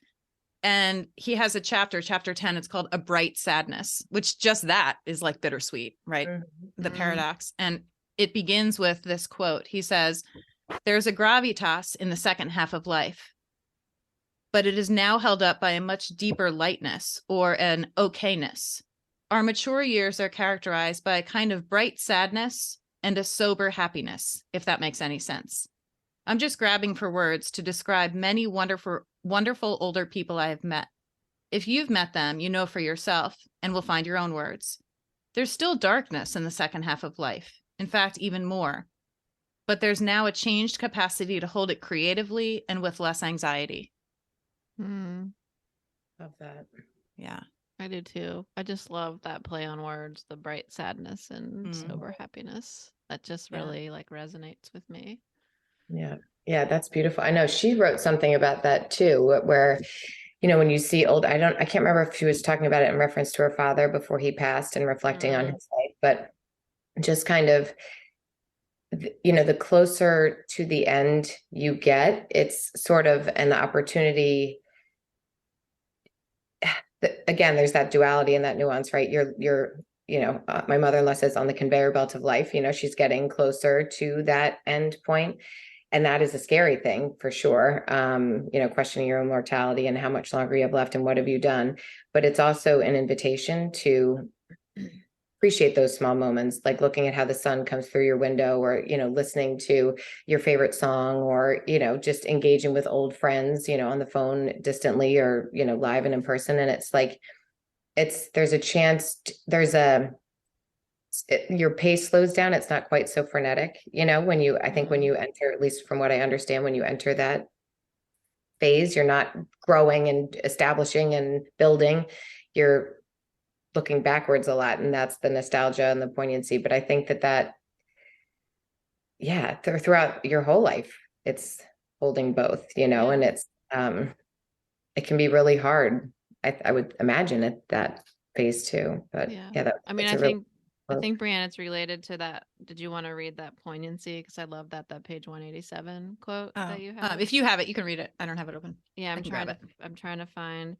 Okay. She's talking about this idea of the state of poignancy, and she says that the elderly visit it much more than the young, and she said, and it says, poignancy, she told me, is the richest feeling humans experience, one that gives meaning to life, and it happens when you feel happy and sad at the same time. And there's another place where she says, she says, we're also appreciating, even if it's not explicit, that this time of life will end, that good times pass as well as bad ones, that we're all going to die in the end. I think that being comfortable with this is adaptive. That's emotional development. It's page 187. I wonder, as I was listening to both of you, I know you've both heard this. Sometimes younger human beings are described as being wise, and I wonder, wise, younger or older? Younger, like a an old soul, right? Like an old soul, kind of wise, an old soul. I wonder, I'd have to think about it, but what I was wondering about is, I wonder if there's something about some young human beings that are keyed in earlier to what we're describing, like this bitter sweetness, and they have I don't know, that just came up for me. Like when we, what do we mean when we say that young person is an old soul? Like, is yeah. Anyway, I just thought that was Like, interesting. yeah. Well, I think sometimes it's like there's it's more pure because ego hasn't quite gotten on board yet. Mhm. There's not as much comparison to the outward and looks and achievements and all of those and like, social circles and all of that. I think that Yeah. it's just a gentle, like inborn awareness. But that's interesting because I do think like on the bell curve of life, it's almost like a reverse bell, like I feel Yeah. like there's like purity, there's this Yeah. purity and awareness and kind of, you think about, I remember like the kids running up to hug me, and it's like that just, or a look across the kitchen table where they would just be totally, Mhm. enveloping me in love. And then it's like the teen years. That's where I'm entering, which, like less of that maybe. And then We're not there I yet. think Oh. when you get to the end, I think that it's like you've been around the block so many times and you've been up, you've been down, you've been hurt, you picked yourself back up. And there's sort of like there's like a piece in that too, like Yeah. the days, the days are growing shorter and your time, but it makes your time more precious, Yeah. And I Yeah. think that people don't have that perspective, that long lens perspective, but they have this kind of like innate appreciation of exactly what is. They're not remembering Yeah. or Yeah. There's worrying like an or intuition or something. forecasting. Yeah. Yeah. I keep Definitely. thinking about like authentic presence. So like little Mhm. kids are just 100% in Mhm. whatever is right in front of them, heart, mind, all of it. And Yeah. we kind of circle back to that, I think, Yeah. at the I other think end. that's right. Yeah. It's funny. I love that this intergenerational or generational conversations coming up because I think we in at least in our circles here as parents talk about how wonderful it is. So we go to a Unitarian church and that's something we talk about, like having these like multi-generational services. And it's often the reason is often, well, there's so much we can learn from each other, the context, the history, the this, the that. And what I'm wondering too is in the sort of spirit of bittersweet, I feel like it's just a really natural and important way to like give our kids glimpses of that bittersweet in really energetic and courageous and positive ways, right? That it's like uplifting and I don't know, it's like having people at different stages in your life is a reminder, a good way to remind us that's just part of life, right? That there'll be, yeah, comings and goings. I don't know. It's interesting. Yeah. Yeah. I love that. It's because I think it just gives us like a sense of place, Mhm. when you think about like I love listening to like my Nana or my grandparents, and they came from same state, New York. Nana was in Queens, my grandparents were in upstate New York, but my mom's parents, but it's the details are different, but it gives you a sense of your roots and where you come from and what has made you who you are. And it's Mm. how different things were. We didn't have phones back, and it's an appreciation and awareness of what all we have. And it's interesting to think about, what we'll be gifting, hopefully, God willing, whatever, one day our children, in our wisdom. But it's fun to think that we're like amassing all of that now. We're like walking along and collecting experiences and people and, hard things and beautiful things, but all of that's in service to us. And if we're lucky, we can gift that forward to the next ones coming after. Yeah. So here's an interesting thing. When we were in that meeting talking, Kate, about learning from people in other generations earlier in the week, there was a timeline on the board, and the question for our small groups which were intentionally mixed across disciplines, speech, language pathology, and psychology, as well as faculty and graduate students. And the questions were, which of these events shape your history and kind of which are the ones that you hold on to. And so a few people remembered Vietnam, that came up. A lot of us talked about 9/11. The students were mostly not born. If they were like toddlers for 9/11. So that is not I know, Carey's shaking her head. It's like, it's unbelievable. That's crazy. But do you want to guess what the most defining, I can't even say moment, but like thing that they discussed was in their generation? And I'm talking about students who were early 20s, mid 20s. Yeah. What? No. Phones. Really? it was all technology based. I was like, Obama getting elected, the Yeah, pandemic. so that was on the timeline. They had, well, the pandemic is real, but we're kind of still in it, so that we don't have that like, yeah, it's 100% framing, and that's a moment, but it's a little hard to have perspective because we're not post far enough yet. Yeah, I mean, on the timeline on the board, Obama and Trump were up there, and they were like, yeah, I mean, that's relevant, but and not in a flippant way, but more to them personally, what was more like felt like a big moment in time was their phones. When they got their phones and the kinds of phones they got, and therefore the connections to people through the phones. So I wanted to like put my head in my hands and cry a little bit because I'm thinking about like 9/11 and history and terrorism and people we lost and all of this. And their frame is really different. Were they sharing that in a positive way? They were like, and I got an iPhone 6 or 10 or whatever, like, and I could connect with these people? Or was it like, wow, that really changed me in like maybe a difficult way? They talked about like when they got their phones, how sophisticated the phones were and what that permitted them to do. And kind of the connection between phone and socialization and connection beyond even their immediate circles. I mean, it was like a really eye-opening conversation for, I think, everybody at the table. Yeah.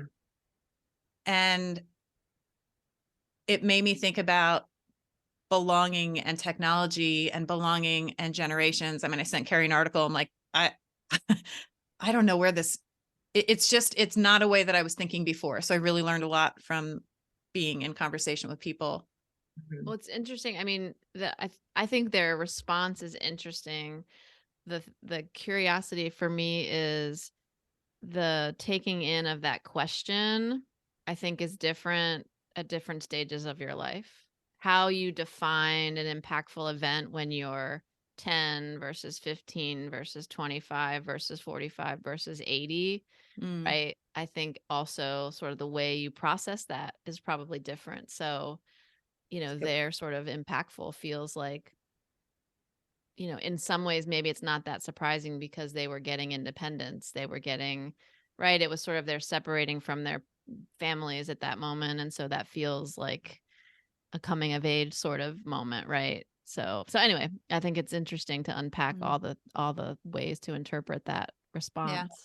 And I do, I mean, that is real. I mean, having a daughter, like I know I have shared this with Brianne, but with my first, we gave her a flip phone because we were like, and she's like T9. And I'm like, yeah, that's right. Yeah, welcome to telephone or cell phones or whatever. But so she got that as entering middle school, but she couldn't, we thought we were kind of like being, like cool, like vintage, retro parents, but she reports that she feels like that set her up for social failure there because she couldn't, there were all these group chats born and there were all these numbers exchanged and pictures were shared, but she couldn't receive the pictures and she couldn't be in the group chats. And I shouldn't say failure, but set her up. She felt disadvantaged, had she had iPhone, whatever would have been the cool one at the time. But I think you're right, Carey. I think that, the processing of that question is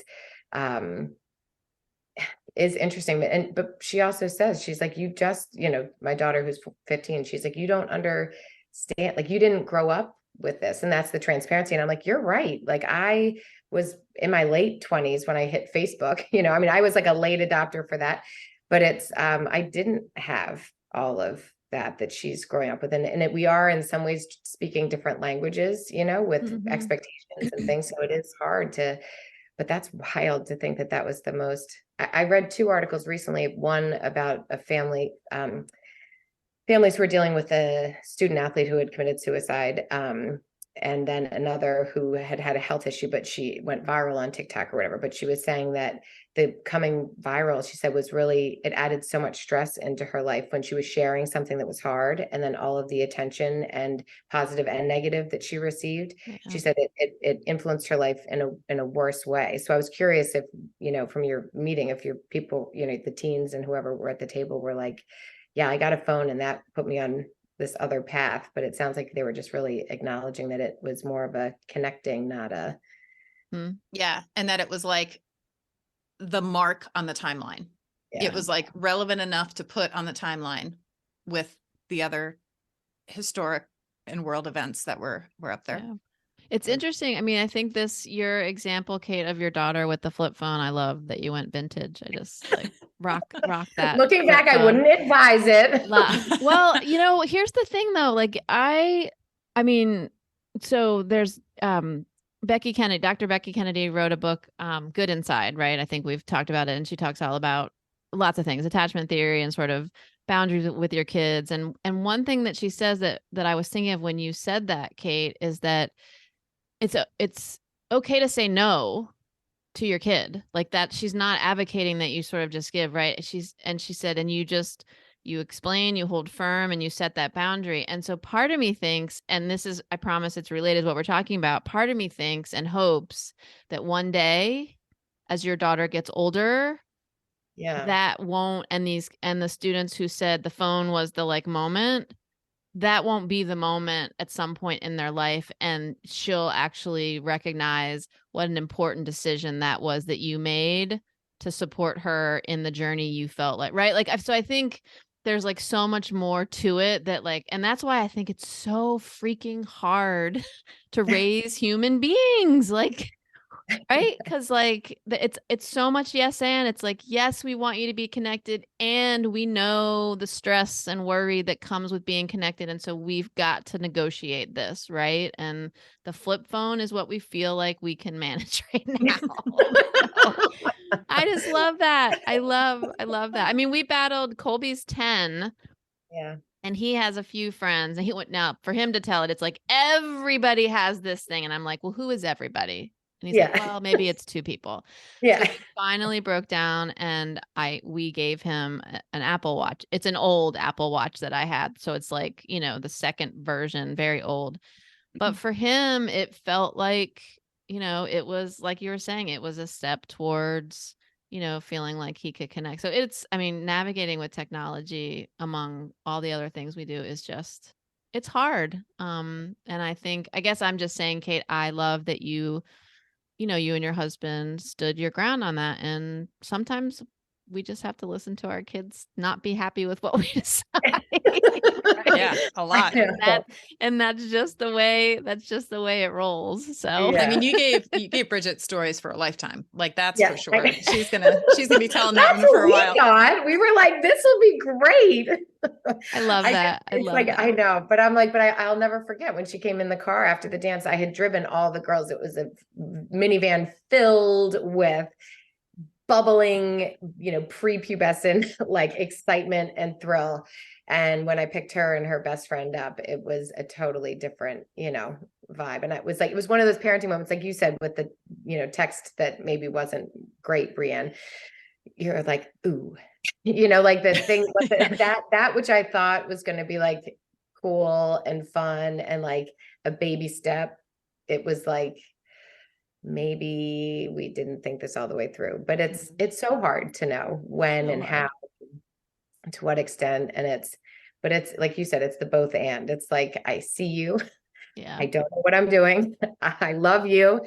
This is hard. We want you to have freedom. We want to put some, guardrails up. We've had a lot of conversations like that about guardrails, and we're just trying to keep you from going off the side of the cliff. It's like you just, and we're all imperfect too. I think it's 100%. Yeah. Yeah. I think that idea that we're all imperfect, because Brianne and I were thinking about what we had talked about previously. And I think, Kate, you had brought up the quote around the gathering shards of the broken vessel, and how we each have, I think we were talking about light, right? That it's everybody has the light. And I think if we're thinking about like, what are the implications of this book and our conversations on how we show up, I think it's just that, right? What you said, which is we all are imperfect, and we all have some part of this light or shard. And so I was likening it to like talent and a gift. And so and I think the other piece of it for me is just remembering that, as I said in the beginning, we all have this bittersweet framework that we're wrestling with, and we're not always doing a good job of wrestling with it. And so, I don't know, just showing up in the world, remembering that we have gifts and we have struggles, and it's all a part of it. And just, I don't know. It's a good reminder for me to like show up and be more compassionate with people and not get so annoyed so quickly when people don't manage the things in the ways I think they should be managing. Let's be honest. That's what it comes down to. Yeah. Yeah. 100%. Yeah. Yeah. I know. It's the knowing you're not alone. I mean, like that's the biggest gift of it, is knowing that, on the other, across the boardroom on the other end of the table is someone who's also grappling with maybe the same things or maybe different things, but much as it may look like things are effortlessly perfect on the outside, like there are those struggles too. And I feel like there's such peace for me in that, knowing that, you might not know what it is specifically, but just just that base knowledge is kind of an exhale. Yeah. Yeah, it's interesting. I mean, not to go into personal experiences too much, but like I can mark moments in my young life where it was like, I'm thinking of that question, Brianne, that you were given, with the different generations and sort of events. And I can think of like personal events that were like moments of breaking open that life is not whole. And the sense of, in that moment, the sense of sadness and relief. Right? Because like it's like the moment you realize, as you get older, the moment you realize things are maybe not what you thought they were, it's both sad and sometimes a relief, because now it's like, well, I'm just gonna do all the things, because it's like not right. It's not a rom-com, right? And I think I could say that about my relationship with Susan, that like we didn't meet till I was older. And I think looking back, like that was exactly how it was supposed to happen, because like I wasn't ready for the kind of relationship we have, which is like we don't say it as much as we used to, but when we first got together, every day we used to say, I choose you today. Because like you said, Brianne, with friendships, it's work.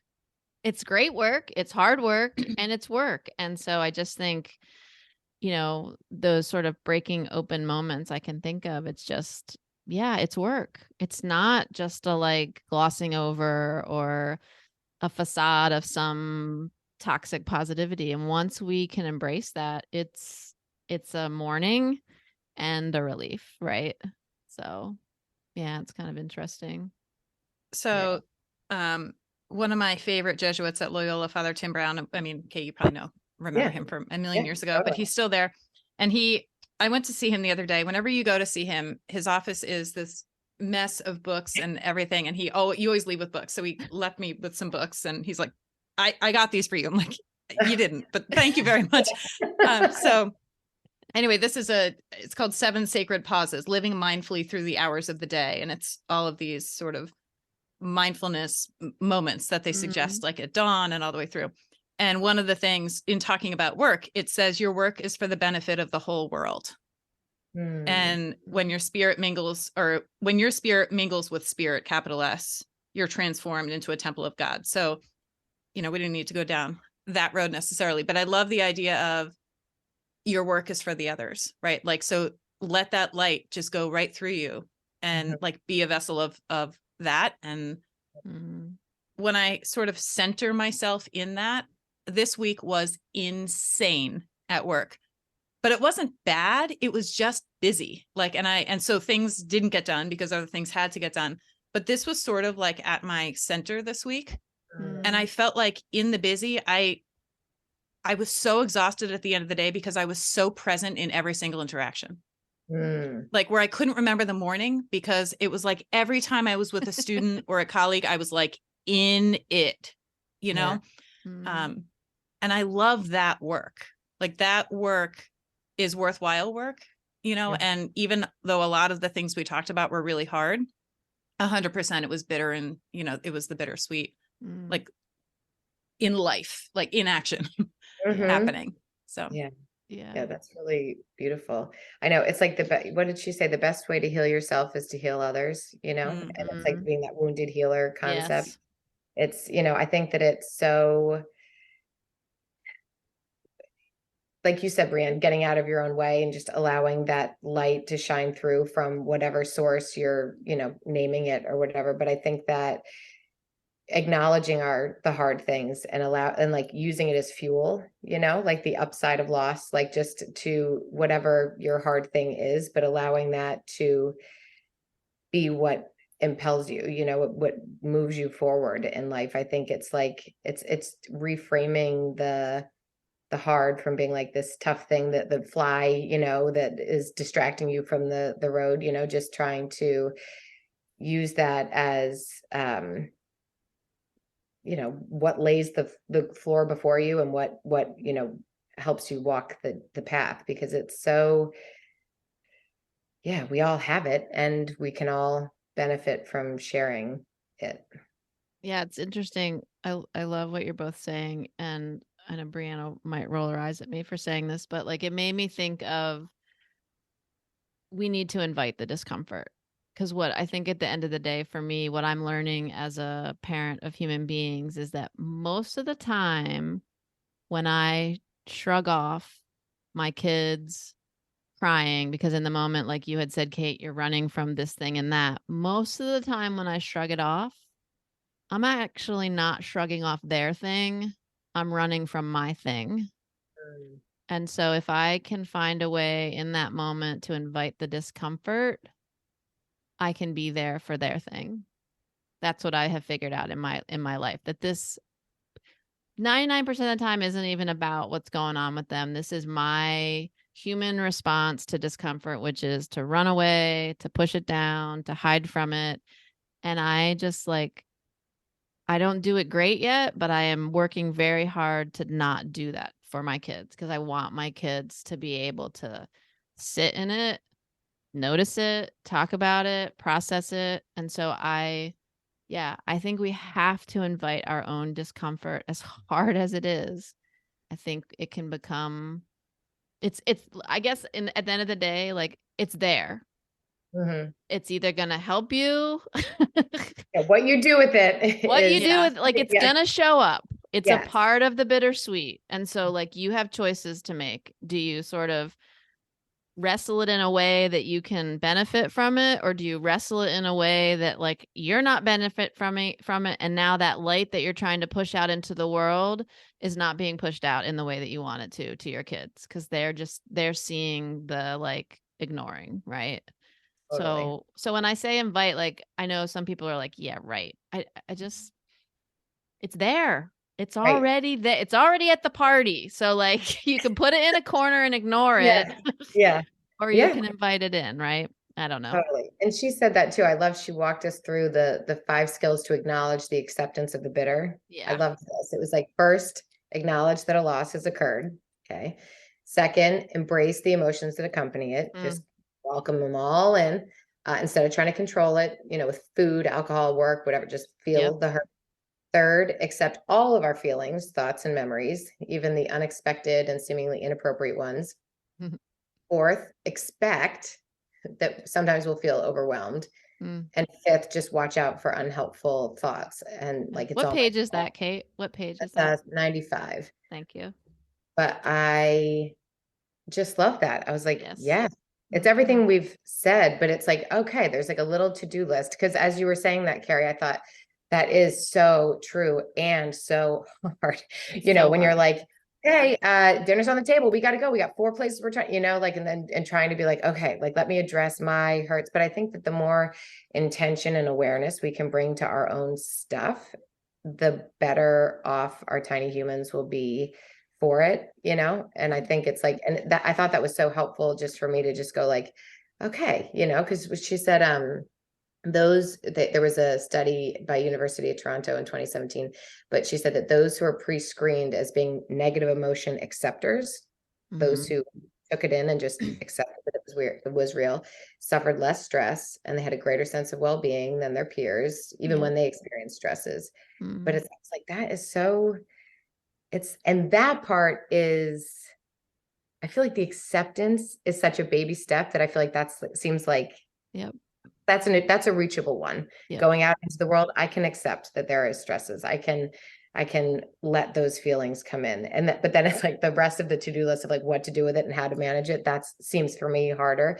But if you could start there, I think that's a win. Yeah. I mean, that's the wounded healer, right? Because like Yeah. in that process that you're describing, every time you do something similar to that, you're giving yourself instant feedback and starting to heal yourself, right? Because what I've noticed, and I think I've shared, like Sarah is the crier in the family, and I was a crier as a kid. So every time she cries, not every time, but a lot of times I'm like, oh, I just need to calm her down, because it's like my stuff, right? And I've noticed that, like, it sounds terrible because she's my daughter. I love her to death. It's just the crying, and I just like I grab her, and I'm like, and I can feel in myself like it's a little easier. It's a little like, it's because I'm also healing. It's not because I can't tolerate my kid crying. It's because I have some healing that I need to do. Right. And so, and I'm sure people listening, I hope people listening to this podcast are probably like, oh, she's a bad mom because she can't deal with her kid crying. I don't But like, think so. No way. it's my stuff. Like, and I'm trying to acknowledge that it's my stuff. And you're right. We have to take those simple but hard steps to like heal ourselves and show up better for whomever, whether it's your kid or your neighbor, your brother, whatever the person. So yeah. I just love these conversations. Same. I So know. delightful. So nice to spend time with you guys. It's so great. Brianne, I thanks know, for connecting me with Carey. It's awesome. Oh my gosh. It's such a gift for sure. So who has a final like takeaway to wrap us up? I mean, there's so much good in this book. I know. What is the page 243? What does she say? Whatever pain you can't get rid of, whatever joy you can't contain, make it your creative offering. And I just loved that. She kind of went on to say, maybe you're a psychologist who wants to make room in your field for what the mythologist calls a sacred psychology, the deepest yearning in every human soul to return to its spiritual source. Maybe you're a theologian grappling with, our culture's diminishing interest in religion. Maybe you're in mourning and it's dawning on you that you can move forward, if not today, then one day. Or maybe you've reached midlife for your twilight years and you're realizing that the lengthening shadows needn't be depressing, but rather a chance to stop and notice the everyday glories you've been too distracted to see. And for all of us, no matter our domain, there's this simple exhortation to turn in the direction of beauty. And I love that. That's so good. Yeah. Did you see her hand? Did you see Kate's hand go up when she said midlife? It was like she was looking at me when she said that. No, I did not see that. Like the previous discussion. I'm like, all of us humans. In no way. Kate sent me a book about the second half of life. So listen, apparently we're all on the back nine. Let's just be honest. We're all on the conveyor belt. Oh my God. That's awesome. So That funny. is a It great. was kind of like your intergenerational experience. That was what I was. Thank you. Good connection. That was that's a beautiful quote. And I think, yeah, it is like, it just says all the things that are in that book. So, well, I hope our listeners have enjoyed this set of podcasts, these two podcasts, as much as I have. I feel, I don't know, I just feel very lit up and energized for the day. So I will be walking around on my tiptoes for the rest of the day. So thank you both for a great and beautiful conversation, Brianne and Kate. It was wonderful to see both of you. And Kate, you're welcome back anytime you want to come on the pod. Maybe we should, not right now, but we will maybe pick another book, because that was fun. So maybe we should think about another book that we could dig into and do another couple of episodes, because I think it's fun. Be awesome. Yeah, for sure. All right, everybody. Thank you so much for listening. This has been another episode of Tell Me This. Take care and be well. Under the glaciers of your last year, someday searching for melodies, burning around in mountain streams, the galaxies we hear, the colors we've endeared. Slow down, I can see your